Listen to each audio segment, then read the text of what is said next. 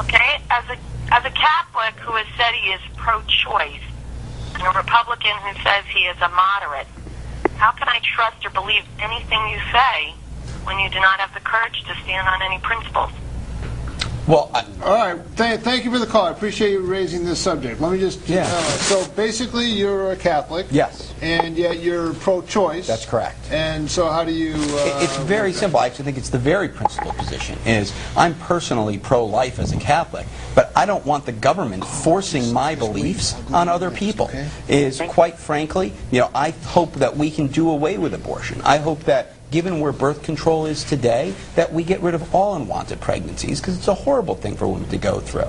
But I firmly believe that I don't want government telling women what to do with their bodies. And just because I'm personally pro-life, I'm not going to force that on other people. So I think it's the principled conservative position to say that we don't want government interfering in people's What about personal partial lives. birth abortion? Would you come out against I that? do. I also oppose the funding of abortion by the federal government, because those are controversial issues. And partial birth abortion is something that you say, geez, well, when a baby is 9 months developed and can survive outside the womb, it's a very different situation than you say a woman finds out she's pregnant after the first month.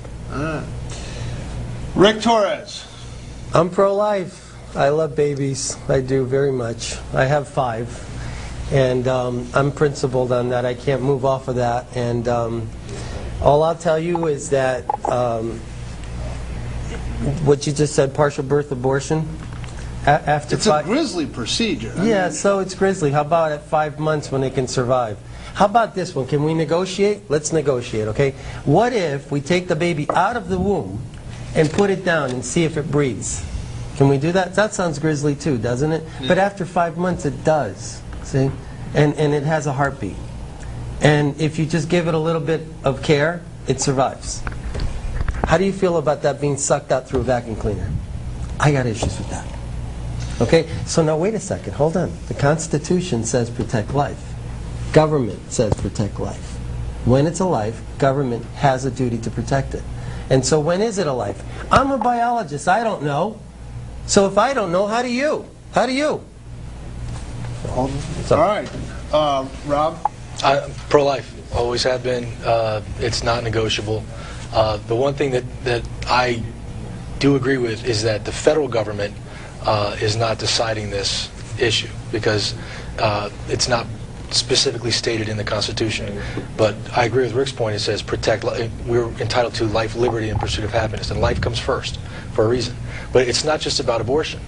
There's stem cell research where they create embryos and then kill them to conduct research that doesn't go anywhere. When someone gets a bone marrow transplant, that's stem cell research, but that's on adults. Nobody dies. But the culture of death that Obama's been perpetrating and has been going on for years also applies to the aged and the rationing we're going to see with health care. The quality of life score that Rahm Emanuel's brother wants to put forth, to say, if you're 80 years old, you don't get a hip replacement. But if you're 40, yeah, because you got some usable life left. If you're 80, they're just going to give you some pain medicine and hope you die quickly. And I don't agree with that. I don't agree with that at all. Dan, you want to follow up on any of this? No, I side with women's rights on this. I am pro-choice. All right.